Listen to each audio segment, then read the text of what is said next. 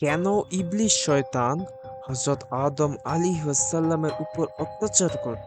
কেন ইবলিস শয়তান আদম আলাইহিসসালামকে বিড়বিড় করে কি বলতো? ফেরেশতারা কেন চায়নি আল্লাহ তাআলা হযরত আদম আলাইহিসসালাম মানুষ সৃষ্টি করুক? এইসব প্রশ্নের উত্তর আজকে আমরা এই ভিডিওর মাধ্যমে জানার চেষ্টা করব ইনশাআল্লাহ। একদা আল্লাহ রাব্বুল আলামিন ফেরেশতাদেরকে লক্ষ্য করে বলেন, হে ফেরেশতাগণ, আমি দুনিয়াতে আমার একজন খলিফা বা প্রতিনিধি নিয়োগ করতে যাচ্ছি। ফেরেশতাগণ আল্লাহ তাআলার এই প্রশ্নের জবাবে বলেন, আপনি দুনিয়াতে এমন কাউকে সৃষ্টি করবেন যারা কিনা দুনিয়ার বুকে হত্যা, রক্ত, হাঙ্গামায় লিপ্ত হবে, তারা দুনিয়াতে ফিতনা ফাসাদ সৃষ্টি করবে। তার চেয়ে আমরাই তো আপনার প্রশংসা ও গুণগান বর্ণনা করছি। ফেরেশতাদের এই কথার জবাবে মহান আল্লাহ রাব্বুল আলামিন বলেন, হে ফেরেশতারা, আমি যা জানি তোমরা তা জানো না। মানব জাতির মধ্যে আল্লাহ তাআলা অনেক নবী ও রাসূল সৃষ্টি করবেন। আল্লাহ তাআলা জানতেন মানব জাতির মধ্যে তার অনেক প্রিয় বান্দা থাকবে যারা কিনা গুনাহ করবে, কিন্তু গুনাহ করার পর তারা যখন মহান আল্লাহ তাআলার কাছে ক্ষমা চাইবে, আল্লাহ তাআলা তখন তাদের সকল গুনাহ ক্ষমা করে দিবেন, মাফ করে দিবেন। সুবহানাল্লাহ। মূলত ফেরেশতারা দেখেছিল আল্লাহ তাআলা মানব জাতির আগে এই দুনিয়াতে জিন জাতি সৃষ্টি করেছিলেন। এই জিন জাতি দুনিয়াতে প্রচুর রক্তপাত, মারামারি, ফিতনা ফাসাদ সৃষ্টি করেছিল। তাই ফেরেশতারা ভেবেছিল হয়তো এই মানব জাতীয় একই কাজ করবে। তাই তারা মূলত প্রথমে চায়নি আল্লাহ তাআলা মানুষ সৃষ্টি করুক। মানব জাতি আল্লাহ তাআলার ইবাদত বন্দেগী করবে, সে বিষয়ে আল্লাহ তাআলা ফেরেশতাদেরকে বলেন, আমি তোমাদের চেয়ে বেশি অবগত। এ সম্পর্কে আমি তোমাদের নিকট কোনো উপদেশ বা পরামর্শ চাচ্ছি না, বরং আমি যা করার ইচ্ছা করেছি কেবল সে বিষয়টি তোমাদেরকে জানিয়ে দিলাম মাত্র। আল্লাহ রাব্বুল আলামিনের এই কথা শ্রবণ করার পর ফেরেশতারা নিজেদের ভুল বুঝতে পারলেন এবং তারা আল্লাহ রাব্বুল আলামিনের দরবারে ক্ষমা প্রার্থনা করলেন।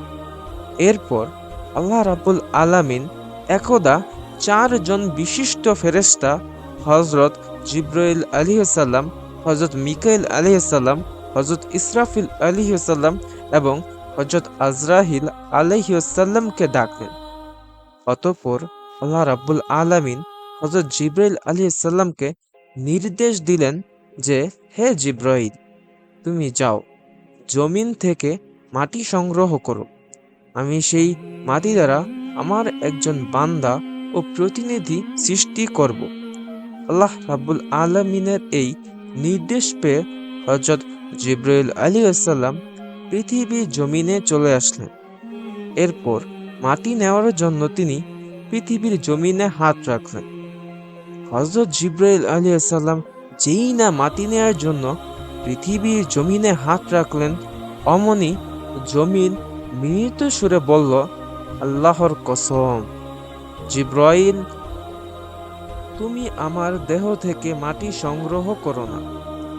আমি সহ্য করতে পারবো না। মাটির এমন কাকুতি মিনতি দেখে হযরত জিবরাইল আলাইহিস সালামের মনে দয়া হলো। তাই তিনি পৃথিবীর জমিন থেকে মাটি সংগ্রহ করতে না পেরে আল্লাহ তাআলার দরবারে ফিরে এসে বললেন, হে মাবুদ, আপনি আমাকে মাটি সংগ্রহ করার জন্য পৃথিবীতে পাঠিয়েছিলেন, কিন্তু জমিন আপনার নামেরই কসম দিয়ে আমার নিকট কাকুতি মিনতি করতে লাগলো। এমন কান্নাজড়িত কণ্ঠে সে আমার কাছে কাকুতি মিনতি করলো যে আমায় আর তার থেকে মাটি সংগ্রহ করতে পারলাম না। হে মাবুদ, আপনি আমাকে এই অপরাধের জন্য ক্ষমা করে দিন। এরপর আল্লাহ তাআলা হযরত মিকাইল আলাইহিস সালামকে নির্দেশ করলেন যে, হে মিকাইল, জিবরাইল তো আমার আদেশ পালন করতে পারল না, সে পৃথিবী থেকে মাটি সংগ্রহ করতে পারল না। এবার তুমি যাও, পৃথিবী থেকে মাটি সংগ্রহ করে নিয়ে এসো। আমি সেই মাটি দ্বারা একজন মানুষ বানাবো, যেই মানুষ পৃথিবীতে আমার প্রতিনিধি ও খলিফা হবে। আল্লাহ রাব্বুল আলামিনের নির্দেশ পেয়ে হযরত মিকাইল আলাইহিস সালাম পৃথিবীতে অবতরণ করলেন এবং তিনি জমিনকে লক্ষ্য করে বললেন, হে জমিন, তুমি আমাকে সামান্য মৃত্তিকা দাও। আমি মহান প্রভু আল্লাহ তাআলার নির্দেশে এসে তোমার দেহ থেকে একটু মাটি সংগ্রহ করার জন্য এসেছি।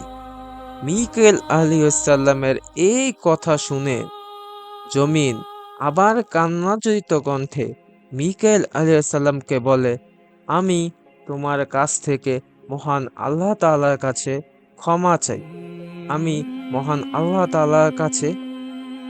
জমিন হযরত মিকাইল আলাইহিস সালামকে বলে, আমি তোমাকে বলছি, তুমি আমার দেহ থেকে মাটি সংগ্রহ করিও না, আমি সহ্য করতে পারবো না। এই মাটি দিয়ে আল্লাহ রাব্বুল আলামিন আদম সন্তান তৈরি করবেন। তারা দুনিয়াতে এসে অনেক ফিতনা ফাসাদ সৃষ্টি করবে, আল্লাহ তাআলার নাফরমানি করবে। এরপর আল্লাহ রাব্বুল আলামিন তাদেরকে জাহান্নামে নিক্ষেপ করবেন। আমি যদি তাদের দেহে থাকি, তাহলে আমাকেও জাহান্নামের আগুনে প্রজ্বলিত করা হবে। জাহান্নামের আগুন সহ্য করার ক্ষমতা আমার নেই। আল্লাহর কসম দিয়ে নিষেধ করার হযরত মিকাইল আলাইহিস সালামের মনেও মাটির প্রতি দয়া হলো, তাই তিনি আর পৃথিবী জমিন থেকে মাটি সংগ্রহ করতে পারলেন না। এরপর তিনি আল্লাহ রাব্বুল আলামিনের দরবারে ফিরে গিয়ে আরজ করলেন যে, হে মাবুদ, জমিন আপনার নামের কসম দিয়ে অনেক কাকুতি মিনতি করলো, এজন্য তার প্রতি আমার অন্তরে দয়ার সৃষ্টি হয়েছে। হে মাবুদ, আমি আপনার আদেশ পালন করতে সক্ষম হইনি, তার কারণে আপনি আমাকে ক্ষমা করে দিন। এরপর আল্লাহ রাব্বুল আলামিন হযরত ইসরাফিল আলাইহিস সালামকে মাটি সংগ্রহ করার জন্য প্রেরণ করলেন। ইসরাফিল আলাইহিস সালাম যখন জমিনের বুক থেকে মাটি নিয়ে আসার জন্য যান, তখন হযরত আলাইহিস সালাম মাটি সংগ্রহ করার জন্য পৃথিবী জমিতে যেই না হাত রাখলেন, অমনি মাটি হযরত ইসরাফিল আলাইহিস সালামকে আল্লাহর দোহাই দিয়ে বলল, হে ইসরাফিল, তুমি আমার পক্ষ থেকে মাটি সংগ্রহ করিও না। এই মাটি দ্বারা আল্লাহ তাআলা আদম সন্তানকে তৈরি করবেন, যে আদম সন্তানগুলি পৃথিবী জমিনে এসে নাফরমান হয়ে যাবে এবং সেই নাফরমানের কারণে আল্লাহ তাআলা রব্বুল আলামিন তাদেরকে জাহান্নামের আগুনে নিক্ষেপ করবেন, প্রজ্বলিত করবেন। তাদের শরীরে থাকার কারণে আমাকেও প্রজ্বলিত করা হবে। আর জাহান্নামের আগুন সহ্য করার ক্ষমতা আমার নেই। মাটির এমন মিনতি ভরা আবেদন দেখে হযরত ইসরাফিল আলাইহিস সালামের মনেও দয়া হলো, তাই তিনি আর মাটি সংগ্রহ করতে পারলেন না। অবশেষে আল্লাহ রাব্বুল আলামিন এই কাজের জন্য খুবই শক্তিশালী, খুবই রূঢ় মনের অধিকারী হযরত আজরাইল আলাইহিস সালামকে নির্দেশ দিলেন যে, হে আজরাইল, আমার 3 জন ফেরেশতা আমার আদেশ পালন করতে ব্যর্থ হয়েছে। তারা পৃথিবীর জমিন থেকে মাটি আনতে সক্ষম হয়নি। এবার তুমি যাও, পৃথিবীর জমিন থেকে মাটি নিয়ে আসো। আমি সেই মাটি দ্বারা একজন মানুষকে বানাবো, যে মানুষ পৃথিবীতে আমার প্রতিনিধি ও খলিফা হবে। হযরত আজরাইল আলাইহিস সালাম আল্লাহ রাব্বুল আলামিনের নির্দেশ পাওয়া মাত্র পৃথিবীর জমিনে অবতরণ করলেন এবং তিনি পৃথিবীর দেহ থেকে খামচি মেরে মাটি নেওয়ার জন্য উদ্যত হলেন। অমনি জমিন অত্যন্ত করুণভাবে তার কাছে মিনিত করে বলতে লাগলো, হে আজরাইল, আমি তোমাকে আল্লাহর কসম দিয়ে বলছি, তুমি আমার দেহ থেকে মাটি সংগ্রহ করিও না। এই মাটি দ্বারা আল্লাহ রাব্বুল আলামিন মানব সন্তানকে সৃষ্টি করবেন, আর এই মানব সন্তান পৃথিবীতে এসে নাফরমানি করবে। অতঃপর আল্লাহ রাব্বুল আলামিন তাদেরকে জাহান্নামের আগুনে নিক্ষেপ করবেন। জাহান্নামকে মানব সন্তান দ্বারা পূর্ণ করবেন। জাহান্নামের আগুন সহ্য করার ক্ষমতা আমার নেই। জমিনের এই মিনতি কথা শুনে হযরত আজরাইল আলাইহিস সালাম বলেন, হে জমিন, আল্লাহর কসম দিয়ে তুমি আমাকে মাটি সংগ্রহ করার জন্য নিষেধ করছো। সেই আল্লাহ তোমার দেহ থেকে আমাকে মৃত্তিকা নেয়ার জন্য পাঠিয়েছেন। কাজেই তোমার কথায় কর্ণপাত করে আমি আল্লাহর নির্দেশ অমান্য করতে পারি না।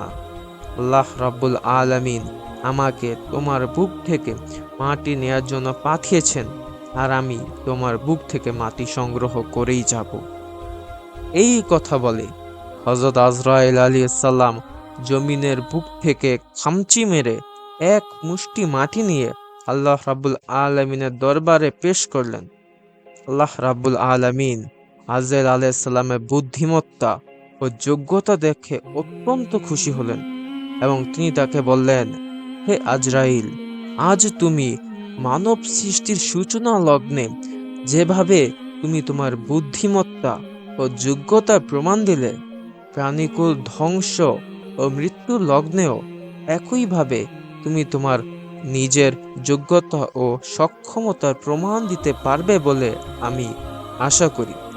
আজ থেকে সকল প্রাণ সংহারের জন্য আমি তোমার হাতে ন্যস্ত করলাম। তুমি সকল প্রাণীর জান কবজ করবে, বিশেষত মানব জাতির প্রত্যেকটি প্রাণীর প্রাণ তুমি কবজ করবে। আল্লাহ রাব্বুল আলামিনের পক্ষ থেকে সকল প্রাণীকুলের প্রাণ কবজের দায়িত্ব পেয়ে হযরত আজরাইল আলাইহিস সালাম বলেন, হে মাবুদ, আমি আপনার যে কোনো নির্দেশ পালনে প্রস্তুত আছি, তবে আপনি আমাকে এই কঠিন দায়িত্ব থেকে মুক্তি দান করুন। কেননা আপনার এই নির্দেশ পালন করতে গেলে পৃথিবীর যাবতীয় প্রাণী আমাকে এই বলে অভিশাপ দিবে যে, নিষ্ঠুর আজরাইল আমার অমুক আত্মীয় প্রাণ হরণ করে নিয়ে গেছে। হে মাবুদ, আর সেই অভিশাপ আমি কিছুতেই সহ্য করতে পারবো না। আজরাইল আলাইহিস সালামের এই কথা শুনে আল্লাহ রাব্বুল আলামিন বলেন, হে আজরাইল, এই ব্যাপারে তোমাকে কোনরূপ চিন্তা করতে হবে না, কেননা এই ব্যাপারে আমি এমন একটি কৌশল অবলম্বন করব যাতে কেউ তোমার নাম উল্লেখ করতে পারবে না, তোমাকে অভিশাপও করতে পারবে না। প্রত্যেকটি প্রাণীর মৃত্যুর পূর্বে আমি কোনো না কোনো রোগ ব্যাধি কিংবা অন্য কোনো বালা মুসিবত নাজিল করব। তখন সকলেই সেই রোগ ব্যাধি ও বালা মুসিবতগুলিকে মৃত্যুর কারণ মনে করবে, আর মূলত তুমি যে তাদের মৃত্যু ঘটিয়েছ এই কারণে ভুলেও কেউ তোমাকে দোষারোপ করবে না। অতএব এই ব্যাপারে তোমার কোনো চিন্তার কারণ নেই। এরপর আল্লাহ রাব্বুল আলামিন হযরত আজরাইল আলাইহিস সালামের আনা সেই মৃত্তিকা থেকে হযরত আদম আলাইহিস সালামকে সৃষ্টি করলেন। হযরত আব্দুল্লাহ ইবনে আব্বাস রাদিয়াল্লাহু তাআলা আনহু হতে বর্ণিত, রাসূল করিম সাল্লাল্লাহু আলাইহি ওয়াসাল্লাম বলেছেন, আল্লাহ তাআলা আদি মানব হযরত আদম আলাইহিস সালামকে দুনিয়ার বিভিন্ন স্থানের মাটি দ্বারা সৃষ্টি করেছেন। কাবা গৃহে মাটি দ্বারা তিনি তার মস্তক সৃষ্টি করেছেন। পাক ভারতের মাটি দ্বারা সৃষ্টি করেছেন তার পেট ও পৃষ্ঠদেশ। দুনিয়ার পূর্ব সীমান্তে মাটি দ্বারা সৃষ্টি করেছেন 2 হাত। পশ্চিম সীমান্তের মাটি দ্বারা সৃষ্টি করেছেন 2 পা। আল্লাহ রাব্বুল আলামিন দুনিয়াতে নতুন প্রতিনিধি প্রেরণ করবেন এ কথা জানতে পেরে ইবলিস খুবই দুশ্চিন্তাগ্রস্ত হয়ে পড়ল। সে মনে মনে চিন্তা করতে লাগলো, বর্তমানে আমি তো দুনিয়ার একচ্ছত্র অধিপতি ও খলিফা এবং যাবতীয় জিন ফেরেশতারা নেতা আমি, তবে আল্লাহ রাব্বুল আলামিন কি তার নতুন প্রতিনিধি সৃষ্টি করবে? আমার একচ্ছত্র আধিপত্য খর্ব করতে চাচ্ছেন?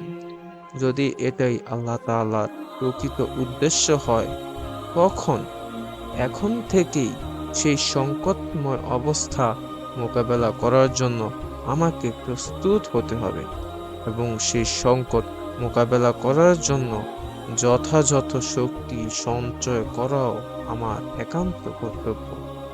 নিজের মনের এই সুপ্ত বাসনা ও কামনা সাধন করার উদ্দেশ্যে একদা ইবলিশ ফেরেশতাদেরকে লক্ষ্য করে বলল, হে ফেরেশতাগণ, তোমরা সকলেই তো আমার একান্ত অনুগত ও বাধ্যগত। আমি তোমাদের সকলের শিক্ষক। তোমরা সবাই আমার প্রত্যেকটি আদেশ ও নিষেধ মান্য করে চলো। আমাকে যথেষ্ট ভক্তি ও শ্রদ্ধা করো। আচ্ছা বলো তো দেখি, ভবিষ্যতে যদি আমার উপর কোনো বিপদ নেমে আসে, তখন কি তোমরা আমাকে পরিত্যাগ করে চলে যাবে? তার এই প্রশ্নের উত্তরে ফেরেশতারা তাকে বলল, হে আমাদের সর্দার, আমাদের নেতা, আমরা প্রয়োজনে আপনাদের জন্য আমার প্রাণ উৎসর্গ করব, তবুও কোনো পরিস্থিতিতেই আমরা আপনাকে পরিত্যাগ করব না। তখন ইবলিশ তাদেরকে প্রশ্ন করল, আচ্ছা ভালো কথা, এবার তাহলে বলো তো, আল্লাহ রাব্বুল আলামিন যদি নতুন কোনো প্রতিনিধি সৃষ্টি করেন এবং তাকে আমার উপর প্রাধান্য দান করেন, তাহলে তোমরা কাকে সমর্থন করবে, আমাকে নাকি আল্লাহ রাব্বুল আলামিনের সেই নতুন প্রতিনিধিকে? ফেরেশতাগণ এবার বলল, আল্লাহ রাব্বুল আলামিন আপনাকে আমাদের উপর নেতৃত্ব ও কর্তৃত্ব প্রদান করেছেন। তার ওই নির্দেশ আমরা সকলেই আপনার অনুগত ও অধীনতা স্বীকার করেছি। অতএব সে আল্লাহ তাআলা রাব্বুল আলামিন যদি তার নতুন কোনো খলিফা সৃষ্টি করেন এবং তাকে আপনার উপর প্রাধান্য দান করেন, তাহলে অবশ্যই এক্ষেত্রে আমরা আল্লাহ তাআলা রাব্বুল আলামিনের নির্দেশ মান্য করব। আমরা আল্লাহর সেই খলিফাকেই আমরা বেশি সম্মান করব, কেননা আল্লাহ রাব্বুল আলামিনের আদেশ পালন করাই আমাদের মূল কাজ এবং আমাদের মূল লক্ষ্য ও কর্তব্য। সুতরাং যে কোনো অবস্থাতেই আমরা তার নির্দেশ পালন করব। ফেরেশতাদের মুখে এই উপযুক্ত উত্তর শুনেই ইবলীসের মুখের ভাব পরিবর্তন হয়ে গেল। যে কোনো অবস্থাতেই সে বুঝতে পারল যে তার বুকের ভিতর দূর দূর করে কাঁপতে লাগলো। সে বুঝতে পারল ফেরেশতারা কোনোভাবেই আল্লাহ তাআলা রাব্বুল আলামিনের নির্দেশ অমান্য করবে না এবং কখনই তারা আল্লাহ রাব্বুল আলামিনকে পরিত্যাগ করবে না। ইবলীসের মনের অবস্থা যাই হোক না কেন, সে বাইরে এই অবস্থাটি ফেরেশতাদেরকে তেমন বুঝতে দিল না।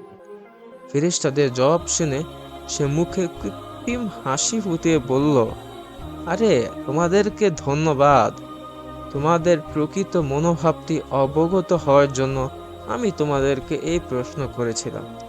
আল্লাহর প্রতি তোমাদের আনুগত্য দেখে আমি অত্যন্ত খুশি হলাম। ইবলীসের মুখে এই কথা বললেও মনে মনে সে একেবারেই ঘাবড়ে গেল। সে ভাবতে লাগলো, ফেরেশতারা যদি আমার আদেশ পালন না করে এবং আমার তরফ থেকে তাদের সমর্থন প্রত্যাহার করে, তাহলে আমি কাদেরকে নিয়ে আল্লাহর বিরুদ্ধে দাঁড়াবো? নাউজুবিল্লাহ। কিছুক্ষণ এভাবে চিন্তা ভাবনা করার পর সে আবার আশান্বিত হয়ে উঠল। সে ভাবল, চিন্তা কিসের? ফেরেশতারা আমাকে সমর্থন না করুক বা নাই করুক, তাতে আমার কিছুই যায় আসে না। যেহেতু দুনিয়ার সমগ্র জিন আমার বাধ্য ও অনুগত এবং বিশেষ করে তারা আমার স্বজাতি, আমি তাদের সহিত মিলে আল্লাহর বিরুদ্ধে যুদ্ধ করব। নাউজুবিল্লাহ।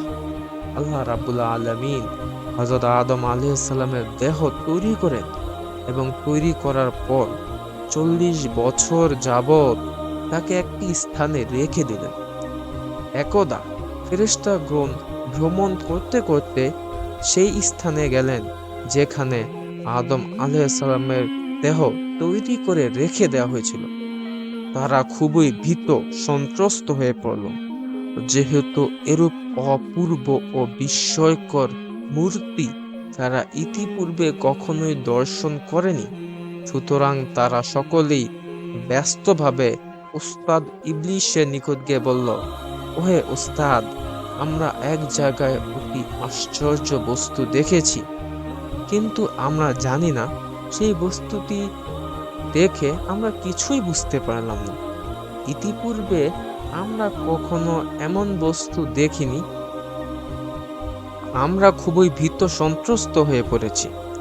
হয়তোবা তা আমাদের কোনো ক্ষতি ও অপকারের কারণ হতে পারে। দয়া করে আপনি আমাদের সাথে চলুন এবং সেই বস্তুটির স্বরূপ প্রকাশে আমাদের অন্তরের ভীতি দূর করুন। ফেরেশতাদের আর্জি শুনে ইবলিস বলল, আচ্ছা চলো, গিয়ে দেখি সেই জিনিসটি কি, যার কারণে তোমরা এত ভীত সন্ত্রস্ত হয়ে পড়েছ। এই বলে ইবলিস ফেরেশতাদেরকে নিয়ে হযরত আদম আলাইহিসসালামের দেহের মূর্তি নিকট আসলো। বেশ কিছুক্ষণ ধরে ইবলিস পিতা হযরত আদম আলাইহিসসালামের দেহের মূর্তি পর্যবেক্ষণ করল, কিন্তু তারপরও সে আন্দাজ করতে পারছিল না আল্লাহ রাব্বুল আলামিন এটা কেন সৃষ্টি করেছেন। অতঃপর ইবলিস আদম আলাইহিসসালামের দেহের মূর্তির উপর তার আঙুল দ্বারা একটি আঘাত করল। খালি পাতিলে আঘাত করলে যেরূপ আওয়াজ হয় ঠন ঠন, আদম আলাইহিসসালামের দেহ ইবলিসের আঙুলের টোকায় তদ্রূপ আওয়াজ হল। ফেরেশতাগণ এই অভূতপূর্ব আওয়াজ শুনে চমকে উঠল। ইবলিস তাদেরকে সান্ত্বনা দিয়ে বলল, তোমরা অযথা ভয় করিও না, এটা দ্বারা তোমাদের কোনো ভয়ের কারণ নেই। যেহেতু এটার ভিতর একেবারে শূন্য, তারপরও আমি এদের ভিতরে প্রবেশ করে একটু দেখে আসি। তোমরা এখানে একটু অপেক্ষা করো। ফেরেশতাগণ বলেন, জি ওস্তাদ, আপনি তাই করুন। এর ভিতরে প্রবেশ করুন, দেখে আসুন আসলে জিনিসটা কি। অতঃপর ইবলিস আদম আলাইহিসসালামের দেহের মধ্যে প্রবেশ করল। ভালোভাবে তার দেহের ভিতর ও বাহির পর্যবেক্ষণ করল। এরপর সে ফেরেশতাদেরকে বলল, আমি এই বস্তুটার ভিতর দেখে আসলাম। এর ভিতর একবারে খালি, কিছুই নেই। যদি আল্লাহ রাব্বুল আলামিন বস্তুকে তার ইবাদতের জন্য বানিয়ে থাকেন, তাহলে তিনি সেই উদ্দেশ্যে সফল হবেন না। কেননা সে নিজে ও তার বংশধরেরা পেটের জ্বালায় সর্বদা অস্থির থাকবে। আল্লাহর ইবাদত করার মতো সময় তারা পাবে না। তাই বলে ইবলিস ঘৃণায় হযরত আদম আলাইহিসসালামের দেহের মূর্তি দেখে থুতু নিক্ষেপ করল। বর্ণিত আছে যে ইবলিসের সেই নিক্ষিপ্ত থুতু হতেই দুনিয়ার ঘৃণিত কুকুর জাতের সৃষ্টি হয়েছিল। যদিও ইবলিস প্রকাশ্যে ফেরেশতাদেরকে এই কথা বলেছিল, কিন্তু তার মনের মধ্যে ভয়ের সৃষ্টি হয়ে গেল। মূলত ইবলিস আদম আলাইহিসসালামের মূর্তির ভিতরে দেখে অন্য কিছু দেখতে পেয়েছিল, যা সে ফেরেশতাদের নিকট প্রকাশ করেনি। অতঃপর সে একা একা ভাবতে লাগলো, আসমান ও জমিনে যা কিছু রয়েছে তার সবকিছু ব্যাপারেই তো আমি জানি। সকল জ্ঞানের সমাহার ঘটিয়েছি, কিন্তু আমার মনে হচ্ছে এই মূর্তির ভিতর যেই জ্ঞান রয়েছে তার তুলনায় আমার জ্ঞান কিছুই না, অতি নগণ্য ও তুচ্ছ।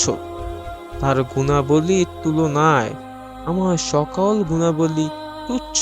তাছাড়া এই দেহের ভিতর আমি এমন এক প্রকোষ্ঠ দেখতে পেয়েছি, যার ভেতর শত চেষ্টা করেও আমি প্রবেশ করতে পারলাম না। পূর্বে উল্লেখ করা হয়েছে, আদম আলাইহিসসালামের দেহ তৈরি করার সময় আল্লাহ রাব্বুল আলামিন 40 বছর যাবৎ একটি স্থানে রেখেছিলেন। 40 বছর অতিবাহিত হওয়ার পর আল্লাহ রাব্বুল আলামিন আসমান ও জমিনের যাবতীয় ফেরেশতাদেরকে একত্র করে বললেন, তোমরা আদম আলাইহিসসালামের দেহের সামনে সমবেত হও। অতঃপর তিনি হযরত আদম আলাইহিস সালামের দেহে রূহকে আদেশ করলেন, হে রূহ, তুমি আদমের দেহের ভেতর প্রবেশ করো। রূহ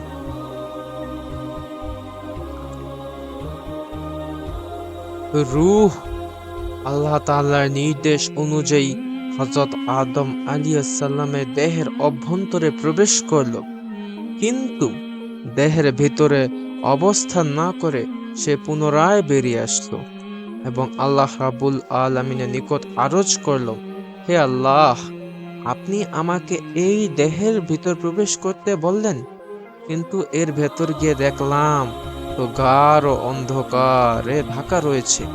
এই অন্ধকার দেহের মধ্যে আমি কিভাবে বসবাস করব? তাই আমি আবার বেরিয়ে এসেছি। হে প্রতিপালক, আপনি এর একটি প্রতিকার করুন। তখন আল্লাহ রাব্বুল আলামিন আদম আলাইহিস সালামের দেহে নূরে মুহাম্মাদি সাল্লাল্লাহু আলাইহি ওয়াসাল্লামকে সংযুক্ত করে দিলেন, আর এতে পিতা হযরত আদম আলাইহিস সালামের দেহের ভিতর ও বাহির প্রজ্বলিত হয়ে উঠল। এবার তিনি রূহকে বললেন, হে রূহ, এবার যাও, তুমি আদমের দেহের ভিতর প্রবেশ করো। তখন রূহ আনন্দের সহিত পিতা আদমের দেহের ভিতর প্রবেশ করল। পিতা আদমের দেহে রূহ প্রবেশ করার সঙ্গে সঙ্গে তারা নড়ে চড়ে উঠল এবং হযরত আদম আলাইহিস সালাম জীবিত হয়ে একটি হাঁচি দিলেন। হাঁচি আসার সঙ্গে সঙ্গে আদম আলাইহিস সালাম পাঠ করলেন, আলহামদুলিল্লাহ, সকল প্রশংসা মহান আল্লাহ রাব্বুল আলামিনের জন্য। আল্লাহ রাব্বুল আলামিনের তরফ থেকে জবাব আসলো, ইরহামুকাল্লাহ, তোমার প্রতি আল্লাহর রহমত বর্ষিত হোক।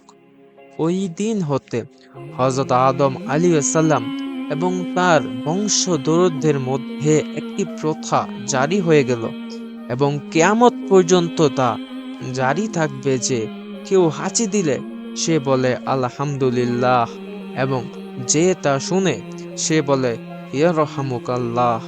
দেহে প্রাণ প্রবেশ করার পর হযরত আদম আলাইহিস সালাম আরশে মুআল্লার দিকে তাকিয়ে দৃষ্টিপাত করলেন এবং তিনি সেখানে একটি লেখা দেখতে পেলেন, লা ইলাহা ইল্লাল্লাহ মুহাম্মাদুর রাসূলুল্লাহ। তখন হযরত আদম আলাইহিস সালাম পরম বিস্ময়ের সাথে আল্লাহ রাব্বুল আলামিনকে জিজ্ঞেস করলেন, হে প্রভু, আপনার নামের সাথে সংযুক্ত মুহাম্মদ নামটি কার? আমাকে বলুন। তো জবাবে আল্লাহ তাআলা রাব্বুল আলামিন আদম আলাইহিস সালামকে বলেন, মুহাম্মদ তোমারই বংশধরদের মধ্যে এক ব্যক্তি, সে সকল মানবকুল ও সকল রাসূলদের মধ্যে সর্বশ্রেষ্ঠ ব্যক্তি। আল্লাহ রাব্বুল আলামিনের এই বাণী শ্রবণ করে হযরত আদম আলাইহিস সালাম মনে মনে ভাবতে লাগলেন, এটা তো বড়ই আশ্চর্যের ব্যাপার, পিতার চাইতে সন্তানের মর্যাদা এত বেশি হবে, এটা তো অত্যন্ত বেমানান বটে। এভাবে হযরত আদম আলাইহিস সালামের মনে একটা কুতর্কের উদয় হলো। আল্লাহ রাব্বুল আলামিনের কাছে পিতা আদমের মনের এই অবস্থা কিন্তু ঠিকই জানতেন।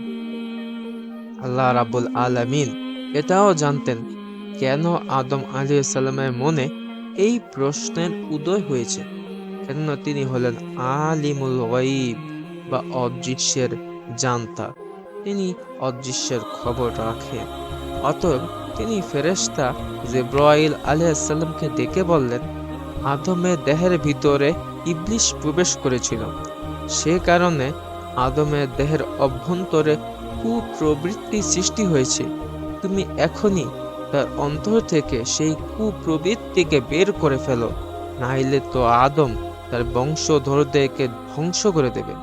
আল্লাহ রাব্বুল আলামিনের নির্দেশ অনুযায়ী হযরত জিবরাইল আলাইহিস সালাম আদম ও হযরত জিবরাইল আলাইহিস সালাম আদম আলাইহিস সালামের দেহের ভেতরে প্রবেশ করলেন এবং তার অন্তর থেকে ইবলিসের রোপিত সেই ময়লাগুলোকে বের করে বেহেশতের একটি বিশেষ স্থানে পুঁতে রাখলেন।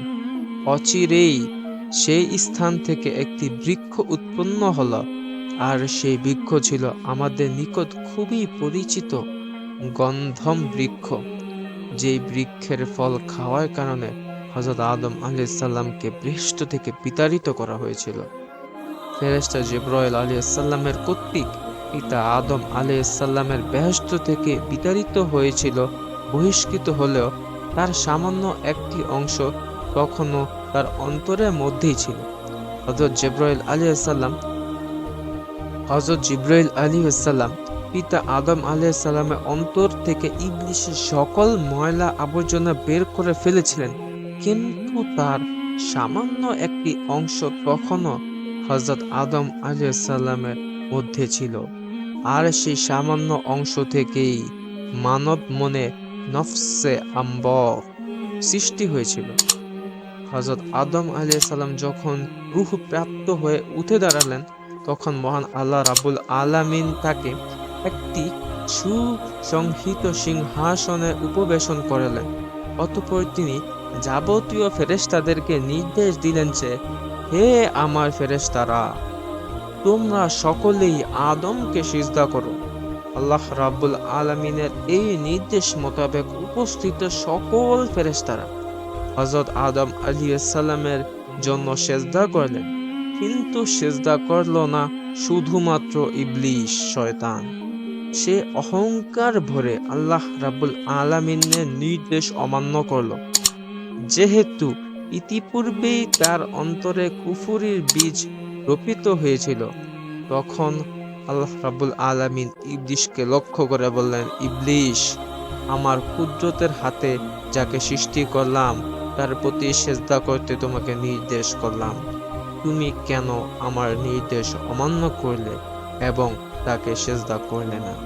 তুমি কি এর মাধ্যমে তোমার নিজেকে বড় ভাবলে? আল্লাহ রাব্বুল আলামিনের এই প্রশ্নের জবাবে ইবলিস বলল, হে রাব্বুল আলামিন, আপনি আমাকে একটি অযৌক্তিক নির্দেশ দিয়েছেন। আমি করব আদমকে সেজদা। আদমকে আপনি সৃষ্টি করেছেন মাটি থেকে, আর আমাকে আপনি সৃষ্টি করেছেন আগুন থেকে।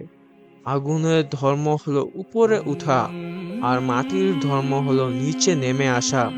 সেজদা করতে হয়, তাহলে আদম তো আমাকে করবে, আমি আদমকে নয়। ইবলিসের এই অহংকার ভরা কথা শুনে আল্লাহ রাব্বুল আলামিন বললেন, হে ইবলিস, তুই বেহেশত থেকে এখনই বের হয়ে যা, তুই বহিষ্কৃত। আজ থেকে তুই মারদুদ হয়ে গেলি। রোজ কিয়ামত পর্যন্ত তোর উপর আমার অভিসম্পাত বর্ষিত হতে থাকবে।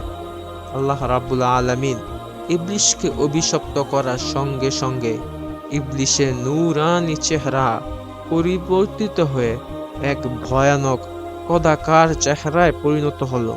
তার সমস্ত শরীর হতে বেহেশতের পোশাক ও সমস্ত বাদশাহী তাজ মুহূর্তের মধ্যে অন্তর্নিহিত হয়ে গেল এবং তার গর্দানে অভিশাপের বেড়ি ঝুলতে লাগলো।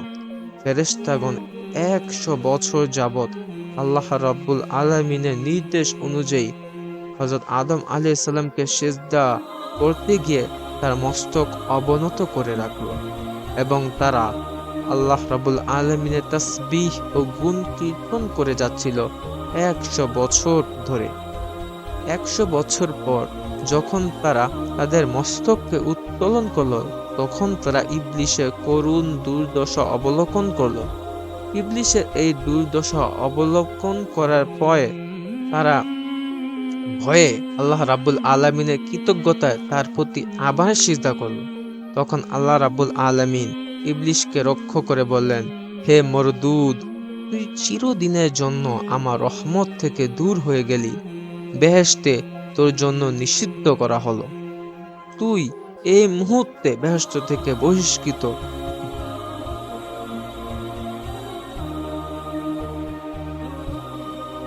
তখন ইবলিস বলল, হে মাবুদ, আপনি সুদীর্ঘ লক্ষ লক্ষ বছর ধরে আমি তোমার ইবাদত করেছি।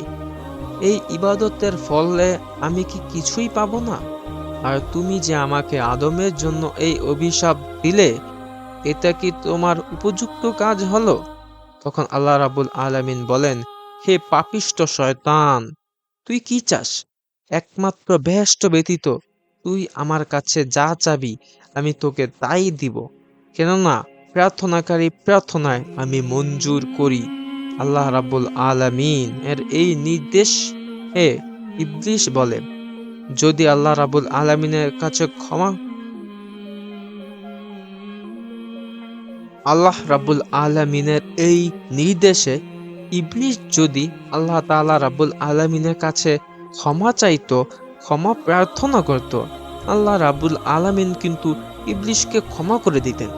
কিন্তু আল্লাহর ক্ষমা প্রার্থনা না করে ইবলিশ বলে, হে প্রভু, যখন আমার ভাগ্যের আর কোনোদিনই বেহেশত জুটবে না, তখন তোমার নিকট আমার প্রার্থনা এই যে তুমি আমার হায়াত রোজ কিয়ামত পর্যন্ত বৃদ্ধি করে দাও। এর জবাবে আল্লাহ রাব্বুল আলামিন বলেন, যাও, আমি তোমার হায়াত রোজ কিয়ামত পর্যন্ত বৃদ্ধি করে দিলাম। এবার ইবলিশ বলল, হে মাবুদ, তুমি আমাকে এমন ক্ষমতা দাও যাতে আমি আদমের সন্তানের প্রতি রন্ধে রন্ধে রগে পৌঁছাতে পারি, প্রবাহিত হতে পারি, তাদেরকে ধোঁকা দিতে পারি, আর যাতে করে তারা আমাকে দেখতে না পারে। আমি যেন নিজের ইচ্ছা মতো যেমন রূপ ধারণ করতে পারি। আল্লাহ রাব্বুল আলামিন ইবলিশের এই আবেদন শুনে বলল, হে ইবলিশ, যাও, আমি তোমার এই মনোবাসনা পূর্ণ করে দিলাম। আল্লাহ রাব্বুল আলামিনের পক্ষ থেকে এই ক্ষমতা প্রাপ্ত হওয়ার পর ইবলিশ আল্লাহ রাব্বুল আলামিনকে চ্যালেঞ্জ করে বলল, হে আল্লাহ, যে আদম সন্তানের কারণে তুমি আমাকে চির অভিশপ্ত ঘোষণা করলে, আমাকে বেহেশত থেকে বহিষ্কার করলে, তোমার জাতের কসম দিয়ে বলছি, আমি সামনে থেকে তাদেরকে ধোঁকা দিব, পিছন থেকে ধোঁকা দিব, ডানে থেকে তাদেরকে ধোঁকা দিব, বামে তাদেরকে ধোঁকা দিব। এভাবে ধোঁকা দিয়ে দিতে দিতে আমি তাদের সকলকে জাহান্নামী করে ছাড়ব, এবং আমি নিজেও জাহান্নামে জ্বলব, এবং আদমের বংশধরদের সাথে জাহান্নামকে প্রজ্বলিত করব। আল্লাহ রাব্বুল আলামিন ইবলিশের এই কথা শুনে বললেন, ইবলিশ, তুই আদম সন্তানকে সামনে থেকে ধোঁকা দিবি, পিছন থেকে দিবি, ডানে দিবি এবং বাম থেকেও দিবি, কিন্তু আমি উপর থেকে তাদের উপর রহমত নাজিল করব এবং তাদের করা সকল গুনাহকে আমি ক্ষমা করে দেব। আর তুমি এটাও জেনে রাখো, যারা আমার আনুগত্যশীল বান্দা হবে, তুমি কখনোই তাদেরকে ধোঁকা দিতে সক্ষম হবে না। এরপর আল্লাহ রাব্বুল আলামিন ফেরেশতাদেরকে নির্দেশ করলেন, তোমরা এই মরদুদ শয়তানকে এখনই বেহেশত থেকে বহিষ্কার করে দাও, সে যেন কোনো দিন আর বেহেশতে আসতে না পারে। তোমরা সেই ব্যবস্থা করে দাও। আল্লাহ রাব্বুল আলামিনের এই নির্দেশ মোতাবেক ফেরেশতারা ইবলিশের হাতে পায়ে বেড়ি পরাতে লাগলো। পৃথিবীর সর্বাপেক্ষা গভীরতম সমুদ্রে তাকে নিক্ষেপ করে আসলো, আর সেই গভীর থেকেই সমুদ্রে ইবলিশের আস্তানা। আল্লাহ রাব্বুল আলামিন ফেরেশতাদেরকে নির্দেশ করে বললেন, হে ফেরেশতারা, তোমরা আমার প্রিয় বান্দা আদমকে সর্বাপেক্ষা উত্তম বেহেশত জান্নাতুল ফেরদাউসে বসবাসের ব্যবস্থা করে দাও। আল্লাহ রাব্বুল আলামিনের নির্দেশ মোতাবেক ফেরেশতারা হযরত আদম আলাইহিস সালামের জন্য বেহেশতের সকল সুখ স্বাচ্ছন্দ্যের ব্যবস্থা করে দিলেন। পিতা আদম আলাইহিস সালামের এই শান্তি অফুরন্ত নেয়ামত বেশি দিন স্থায়ী হলো না। হযরত আদম আলাইহিস সালাম অফুরন্ত নেয়ামত, আরাম আয়েশ, সুখ স্বাচ্ছন্দ্যের মধ্যে তিনি দিন অতিবাহিত করতে লাগলেন। কিন্তু এই চিরন্তন সত্য যে মানুষ যত সুখ শান্তির মধ্যে অবস্থান করুক না কেন, কোনো সঙ্গী সাথী ছাড়া দীর্ঘদিন একাকী জীবনযাপন করা তার জন্য অত্যন্ত কষ্টকর ও অশান্তিকর হয়ে ওঠে। হযরত আদম আলাইহিস সালাম এর ক্ষেত্রেও একই ঘটনা ঘটল।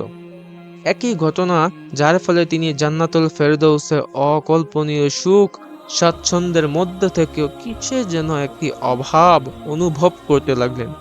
কিসের জন্য একটি অপূর্ণতা তাকে কুরে কুরে খাচ্ছিল। সেই অপূর্ণতার কারণে তিনি কোনোভাবেই তার অন্তরে শান্তি পাচ্ছিলেন না।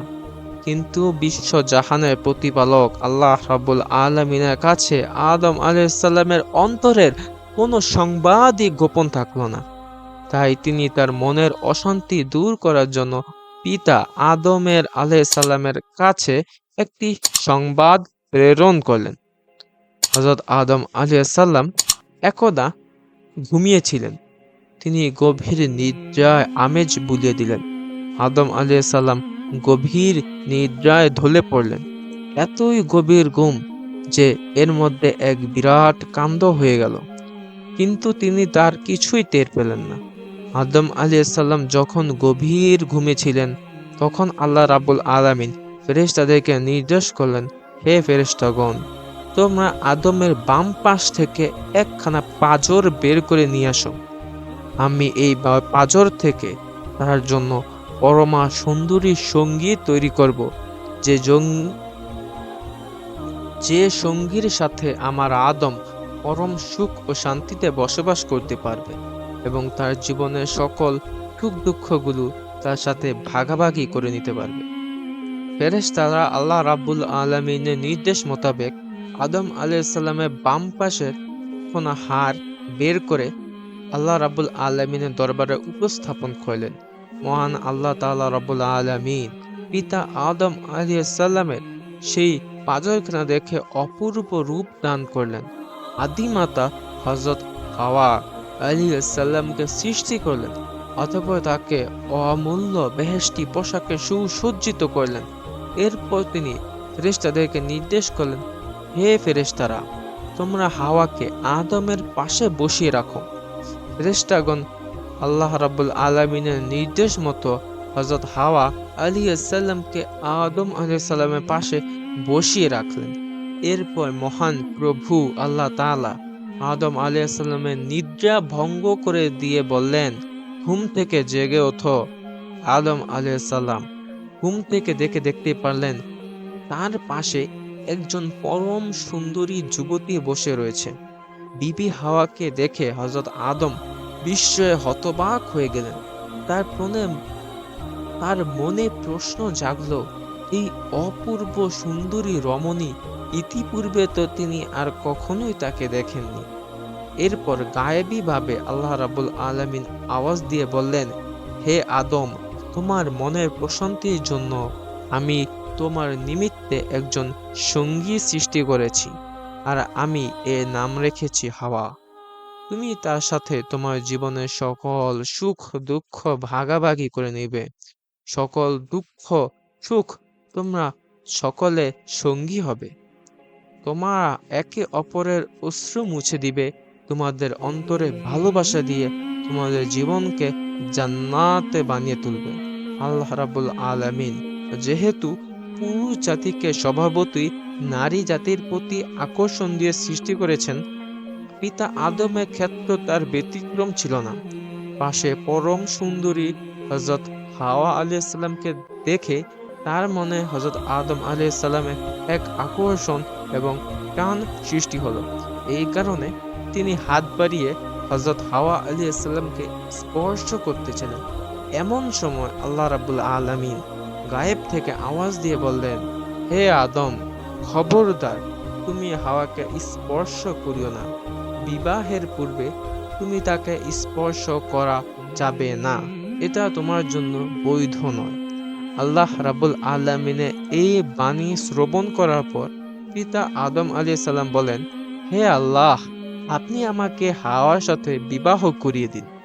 এরপর আল্লাহ রাব্বুল আলামিন 7 আসমান ও জমিনের ফেরেশতাদেরকে একত্র করে আদম ও বিবি হাওয়া আলাইহিস সালামের বিবাহ করিয়ে দিলেন। সেই বিবাহে স্বয়ং আল্লাহ রাব্বুল আলামিন নিজেই খুতবা পাঠ করলেন। সেখানে তিনি তার বুজুর্গি ও বরত্বের প্রকাশ করলেন। বিবাহে সম্পাদিত হওয়ার পর আদম আলাইহিস সালাম বিবি হাওয়া আলাইহিস সালামের প্রতি আরো বেশি প্রণয় হয়ে পড়লেন। এ কারণে তিনি তাকে পুনরায় স্পর্শ করার জন্য উদ্যত হলেন। সাথে সাথে আল্লাহ রাব্বুল আলামিন আদম আলাইহিস সালামকে নিষেধ করে বললেন, হে আদম, খবরদার, মোহরানা আদায় করার পূর্বে তুমি হাওয়াকে স্পর্শ করিও না, তোমার জন্য তা বৈধ হবে না। তখন আদম আলাইহিস সালাম আল্লাহর দরবারে ফরিয়াদ করে বললেন, হে প্রতিপালক, আসমান জমিনে যত সম্পদ রয়েছে সবকিছু তো আপনার, আমার তো কিছুই নেই, আমি তো নিঃস্ব ফকির, ফলে আমি কিভাবে হাওয়ার মোহরানা আদায় করব? আল্লাহ রাব্বুল আলামিন হযরত আদম আলাইহিস সালামকে বললেন, হে আদম, তুমি আমার প্রিয় হাবিব মুহাম্মদুর রাসূলুল্লাহ সাল্লাল্লাহু আলাইহি ওয়াসাল্লামের উপর ভক্তি ভরে 3 বার দুরূদ শরীফ পাঠ করো, এতেই তোমার মোহরানা আদায় হয়ে যাবে। তখন আদম বললেন, হে পরওয়ারদিগার, আপনি আপনার হাবিবের প্রতি আমাকে দুরূদ শরীফ পাঠ করতে বললেন, দয়া করে যদি আপনি বলতেন আপনার সেই প্রিয় বান্দা কে, যার প্রতি আপনি আমাকে দুরূদ শরীফ পাঠ করতে বললেন। তখন আল্লাহ রাব্বুল আলামিন বললেন, হে আদম, সে তো তোমারই বংশধর, এর মধ্যে একজন। সে- সকল মানব জাতি, নবী ও রাসূলদের সর্দার পিতা আদম আলাইহিস সালাম বললেন, হে আল্লাহ রাব্বুল আলামিন, আমি যদি আপনার সেই মহান সন্তানকে দেখতে পেতাম তাহলে আমার অন্তরে প্রশান্তি খুঁজে পেতাম। আল্লাহ রাব্বুল আলামিন তখন তাকে বলেন, হে আদম, তুমি তোমার বৃদ্ধা আঙুলির দিকে তাকাও, তুমি তোমার সেই পুণ্যবান সন্তানকে দেখতে পাবে। তখন আদম আলাইহিস সালাম তার বৃদ্ধা আঙুলের দিকে তাকিয়ে দেখলেন, আর সাথে সাথে প্রিয় নবী মুহাম্মদুর রাসূলুল্লাহ সাল্লাল্লাহু আলাইহি ওয়াসাল্লাম এর চেহারা মোবারক দেখতে পেলেন। অতঃপর আদম আলাইহিস সালাম ভক্তি সহকারে রাসূল সাল্লাল্লাহু আলাইহি সাল্লামের উপর 3 বার দুরূদ শরীফ পাঠ করলেন।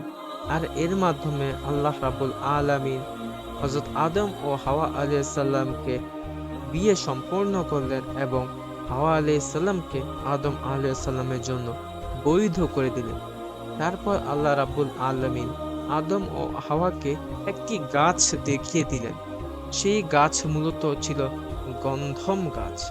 আদমকে বললেন, হে আদম, তুমি ও তোমার স্ত্রী জান্নাতে বসবাস করো, তোমরা যা ইচ্ছা তাই জান্নাত থেকে ভক্ষণ করতে পারো, খেতে পারো, কিন্তু সাবধান, তোমরা সেই গাছের কাছেও যেও না।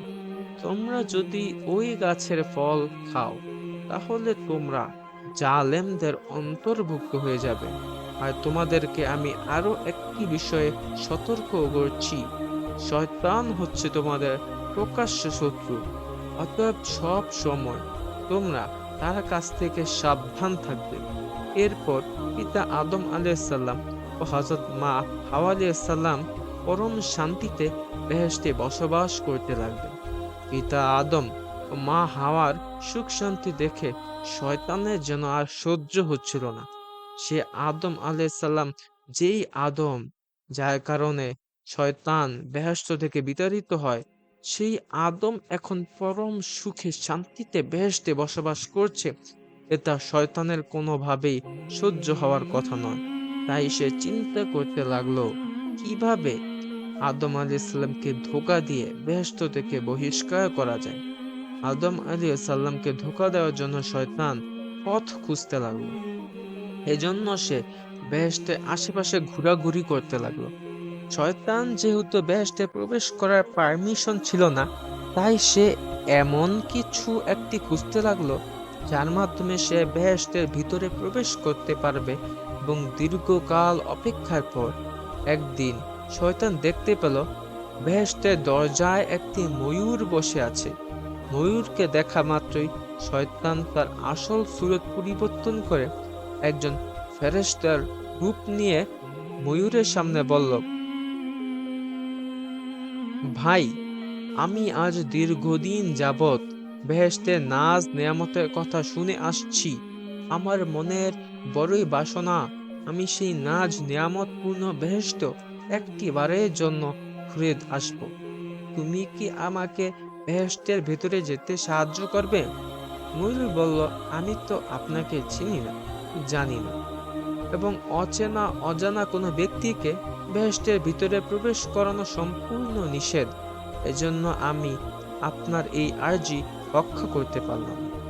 ময়ূর যখন শয়তানের আরজি প্রত্যাখ্যান করে দিল, তখন সে মিনতি সুরে বলল, ভাই, একটি বারের মতো আমাকে বেহেশতের ভিতরে নিয়ে যাও। তোমার দীর্ঘদিনের আকাঙ্ক্ষা, আমি এই বেহেশতে একটিবার মাত্র পর্যবেক্ষণ করব, একবার বেহেশতকে দেখব। তোমরা সকলেই বেহেশতের ভিতরে থাকছো, বেহেশতের নাজ নিয়ামত খাচ্ছ, কিন্তু আমি তো শুধু বাইরে থেকে বেহেশত প্রত্যক্ষণ করতে চাচ্ছি। তুমি যদি আমার স্থানে থাকতে, তুমি কি চাইতে না একবার হলেও বেহেশতকে দেখতে? শয়তানের কথায় ময়ূর রাজি হচ্ছিল না। একদম শেষে শয়তান ময়ূরকে একটি প্রস্তাব প্রলোভন দেখালো। সে বলল, ময়ূর, তুমি যদি আমাকে বেহেশতে প্রবেশ করতে সাহায্য করো, আমি তোমাকে ইসমে আজম শিক্ষা দিব। বলা বাহুল্য, ইসমে আজম হচ্ছে মহান আল্লাহ তাআলার এমন একটি নাম যা পাঠ করে বান্দা তার নিজের যে কোনো উদ্দেশ্য সাধন করতে পারে। শয়তান যখন ময়ূরকে ইসমে আজমের লোভ দেখালো, তখন সে বলল, ভাই, তুমি যেহেতু আমাকে ইসমে আজম শিক্ষা দেওয়ার কথা বলছো, তাহলে আমি চেষ্টা করে দেখতে পারি তোমাকে বেহেশতের ভেতরে নিয়ে যাওয়া যায় কিনা। তবে আমি একা কিন্তু এই কাজটি করতে পারবো না। আমার একজন বন্ধু আছে, আমি তার কাছে গিয়ে তোমার এই প্রস্তাবের কথা খুলে বলছি। তুমি এখানে অপেক্ষা করো। কিছুক্ষণের মধ্যেই ময়ূর জান্নাতের ভেতর থেকে সাপকে নিয়ে আসলো। সাপ শয়তানের সামনে উপস্থিত হয়ে সাপ শয়তানকে বলল, ভাই, তুমি নাকি বলেছ জান্নাতের ভেতরে যদি তোমাকে আমরা প্রবেশ করাতে পারি, তাহলে তুমি আমাদেরকে ইসমে আজম শিক্ষা দিবে। শয়তান বলল, তুমি সত্যি শুনেছ। তোমরা যদি আমাকে বেহেশতের ভেতরে প্রবেশ করতে সাহায্য করো, তাহলে আমি তোমাদেরকে ইসমে আজম শিক্ষা দিব। আর তোমরা তো জানোই, ইসমে আজমের মধ্যে তোমরা তোমাদের যে কোনো উদ্দেশ্য সাধন করতে বললে। সাপ বলল, তোমার কথা যদি সত্যি হয়ে থাকে, তাহলে আমি তোমাকে বেহেশতের ভেতর প্রবেশ করতে সাহায্য করব। তবে তোমাকে এভাবে প্রকাশ্যে বেহেশতে নিয়ে যাওয়া সম্ভব নয়। তুমি একটা কাজ করো, আমি হা করব, তুমি আমার মুখের ভিতর ঢুকে বসো। তারপর সাপ হা করলো। শয়তান তার মুখের ভিতর ঢুকে বসলো। এরপর ময়ূর ছো মেরে সাপকে বেহেশতের ভেতর নিয়ে গেল। সাপ আর ময়ূর শয়তানকে সেই গন্ধম গাছের নিকট পৌঁছে দিল। কিন্তু এই কাজ করে তারা এত ভয় পায় যে শয়তানের কাছ থেকে ইসমে আজম শিখার কথা তারা ভুলেই যায়। তারপর তারা দ্রুত সেখান থেকে সরে যায়। গন্ধম গাছের নিকট পৌঁছেই শয়তান কান্না করে দিল। ঘটনাক্রমে হযরত হাওয়া আলাইহিস সালাম তার অদূরে ঘোরাফেরা করছিলেন। শয়তানের কান্না শুনে তিনি তার পাশে আসলেন। যেহেতু এই বেহেশতের মধ্যে কোনোদিনও কারো কান্নার আওয়াজ শুনেননি, তিনি অত্যন্ত আশ্চর্য হয়ে গেলেন। শয়তানকে জিজ্ঞেস করলেন, হে আল্লাহর বান্দা, এই বেহেশতে সুখ শান্তির কোনো অভাব নেই, তাহলে তুমি কেন কান্না করছো? শয়তান বিবি হাওয়াকে বলল, হে বিবি হাওয়া, আমি তোমাদের পরিণতির কথা চিন্তা করে কান্না করছি। আমি জানতে পেরেছি অচিরেই তুমি ও তোমার স্বামীর জন্য এক ভয়ানক পরিণতি অপেক্ষা করছে। শয়তানের এই কথা শুনে হযরত হাওয়া আলাইহিস সালাম অত্যন্ত ভীত সন্ত্রস্ত হয়ে পড়লেন। তখন তিনি তাকে জিজ্ঞেস করলেন, তুমি এসব কথা কি বলছো? আমি তোমার কথা বিশ্বাস করি না। আমরা বেহেশতের নাজ নিয়ামতের মধ্যে রয়েছি। এই বেহেশতে কোনো দুঃখ দুর্দশা নেই। তাহলে কিভাবে আমাদেরকে ভয়ঙ্কর পরিণতি ভোগ করতে হবে? শয়তান তখন বলল, হে বিবি হাওয়া, তুমি হয়তো জানো না, কিছুদিনের মধ্যেই আল্লাহ রাব্বুল আলামিন তোমাদেরকে বেহেশত থেকে বের করে দুনিয়া নামক একটি স্থানে পাঠাবেন। আর দুনিয়া সম্পর্কে বলছি, শোনো, এই দুনিয়া এমন এক কষ্টের জায়গা, যেখানে নিজে থেকে উপার্জন করতে হয়, যেখানে রয়েছে রোগ, দুঃখ, দুর্দশা, যেখানে তোমার সন্তানরা মারামারি, হানাহানি, কাটাকাটি করবে, তারা একে অপরের রক্ত ঝরাবে। বিবি হাওয়া আদম আলাইহিস সালাম বিবি হাওয়া আলাইহিস সালাম বলেন, তোমার কথা যদি সত্য হয়ে থাকে তাহলে তো এই ভয়ঙ্কর সংবাদ, কিভাবে আমরা এই অবস্থা থেকে পরিত্রাণ পেতে পারি? শয়তান তখন বলল, আমি সেই সংবাদটি জানানোর জন্য এখানে এসেছি। তুমি হয়তো লক্ষ্য করেছো, আল্লাহ রাব্বুল আলামিন তোমাদেরকে বেহেশতের সকল কিছু খেতে বলেছেন, কিন্তু এই একটি মাত্র গাছের ফল তোমাদেরকে খেতে তিনি নিষেধ করেছেন। সেই গাছ হচ্ছে গন্ধম গাছ। গন্ধম গাছের ফল, তার কারণে তুমি যদি এই ফলকে স্পর্শ করো, তুমি জানো? হাওয়া বলেন, আমি জানি না, কারণ আল্লাহ রাব্বুল আলামিন আমাদেরকে গন্ধম ফল খেতে নিষেধ করেছেন। তবে যেহেতু আল্লাহ রাব্বুল আলামিন আমাদেরকে এই ফল খেতে নিষেধ করেছেন, তাই আমরা তার নিষেধাজ্ঞা অমান্য করতে পারি। শয়তান বলল, হে বিবি হাওয়া, এখানেই তো কাহিনী। আল্লাহ রাব্বুল আলামিন, তোমরা যদি এই গন্ধম ফলের গাছের ফল খাও, তাহলে তিনি তোমাদেরকে কখনোই বেহেশত থেকে বের করতে পারবেন না। তোমরা দুইজন ফেরেশতায় পরিণত হবে। তাই আমি তোমাদেরকে পরামর্শ দিচ্ছি, তোমরা এই গন্ধম গাছের ফল ভক্ষণ করো। শয়তানের কথা শুনে বিবি হাওয়া বললেন, লা হাওলা ওয়ালা কুওয়াতা ইল্লা বিল্লাহ। তুমি কি বলছো? আল্লাহ রাব্বুল আলামিনের নির্দেশ অমান্য করতে আমাকে প্ররোচিত করছো?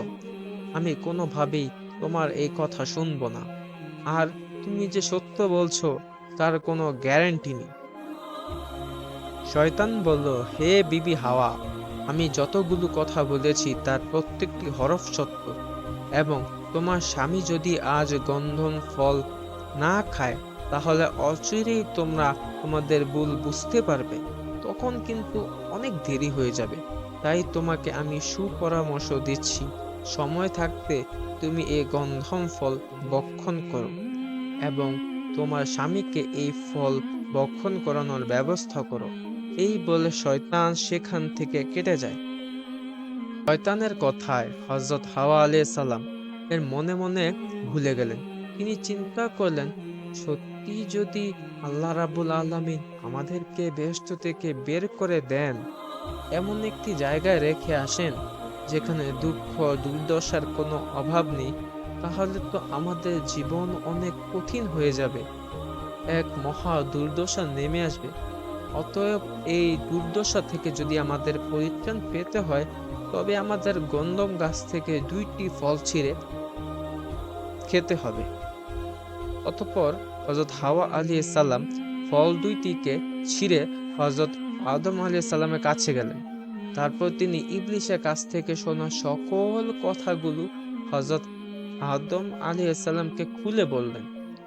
তিনি তাকে আরো বললেন যে, হে আদম, আসুন আমরা এই ফল 2টি খাই। বিবি হাওয়া আলাইহিস সালামের কথা শুনে পিতা আদম আলাইহিস সালাম বললেন, হাওয়া, তুমি কি রকম সাংঘাতিক কথা বলছো? আল্লাহ রাব্বুল আলামিনের নিষেধাজ্ঞা অমান্য করার জন্য তুমি কি আমাকে প্রলুব্ধ করছো? আম্মা জান হাওয়া আলাইহিস সালাম বলেন, হে আমার প্রাণের স্বামী, আপনি যদি একটু ভেবে দেখুন, আমরা গন্ধম ফল ভক্ষণ করার কারণে আল্লাহ রাব্বুল আলামিন হয়তোবা আমাদের উপর কিছুটা নারাজ হবেন, কিন্তু আল্লাহ রাব্বুল আলামিন তো দয়ার সাগর।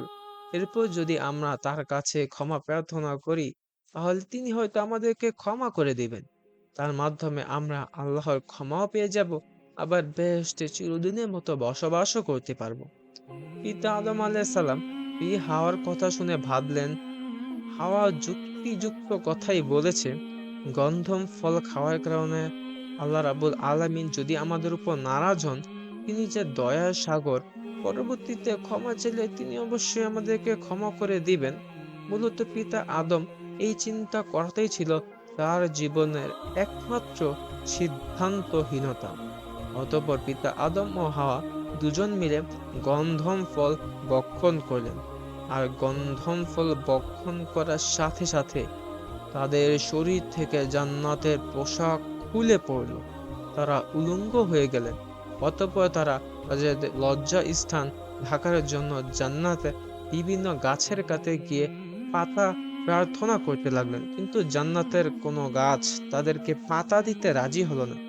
পরিশেষে চন্দন ও অঞ্জির বৃক্ষ তাদেরকে পাতা দিতে রাজি হলো। সেই বৃক্ষের পাতা দিয়ে তারা তাদেরকে লজ্জা স্থান আবৃত করে ফেললেন।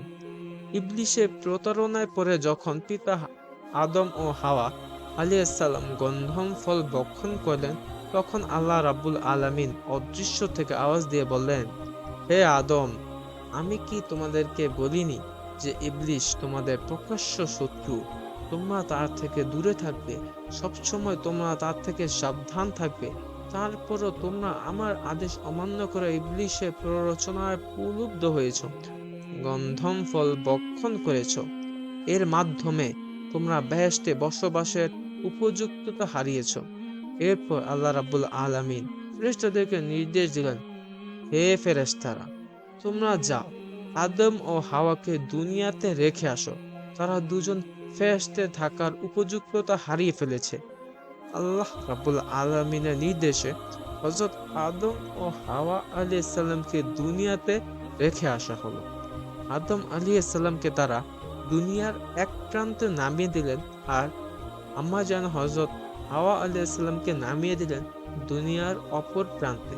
এরপর আল্লাহ রব্বুল আলামিন ময়ূরকে ডেকে বললেন, হে ময়ূর, তুমি ইবলিশকে জান্নাতে আসতে সাহায্য করেছো। যেই পায়ের সাহায্যে তুমি ইবলিশকে জান্নাতে আসতে সাহায্য করলে, আমি তোমার সেই সুন্দর পা গুলোকে কদাকার কুৎসিত বানিয়ে দিলাম। তোমাকেও এই বেহেশত থেকে বহিষ্কার করে দিলাম। আমার নির্দেশ অমান্য করে তুমিও বেহেশতে বসবাসের উপযুক্ততা হারিয়েছ। এরপর আল্লাহ রাব্বুল আলামিনের নির্দেশে ময়ূরকেও বেহেশত থেকে বহিষ্কার করা হলো। অতঃপর আল্লাহ রাব্বুল আলামিন সাপকে ডেকে বললেন, হে সাপ, তুমি যে মুখের ভিতর ইবলিশকে ঢুকিয়েছ, প্রবেশ করিয়েছ, ইবলিশকে তুমি বেহেশতে ঢুকিয়েছ, আমি তোমার সেই মুখকে বিষাক্ত করে দিলাম। এ কারণে কিয়ামত পর্যন্ত আদম সন্তান তোমাকে দেখলে দূর দূর করে তাড়িয়ে দেবে এবং তোমাকে মারার জন্য উদ্যত হবে, আর তোমাকে বেহেশত থেকে বহিষ্ঠ করে দিলাম। এরপর আল্লাহ রাব্বুল আলামিনের নির্দেশে ফেরেশতারা সাপকে এবং ময়ূরকে বেহেশত থেকে বের করে দিল। ৩০০ বছর পর একদা আদম আলাইহিস সালাম আরাফাতের ময়দানে বসে আল্লাহ রাব্বুল আলামিনের দরবারে দোয়া করলেন যে, হে আল্লাহ, আমি সৃষ্টির পর আরশে মুআল্লার দিকে তাকিয়ে তোমার হাবিব মুহাম্মদ রাসূলুল্লাহ সাল্লাল্লাহু আলাইহি সাল্লাম নামক এক মোবারক নাম দেখতে পেয়েছিলাম। হে রব্বুল আলামিন, তোমার সেই প্রিয় হাবিবের উসিলা দিয়ে আমি দোয়া করেছি, তুমি আমাকে ক্ষমা করে দাও।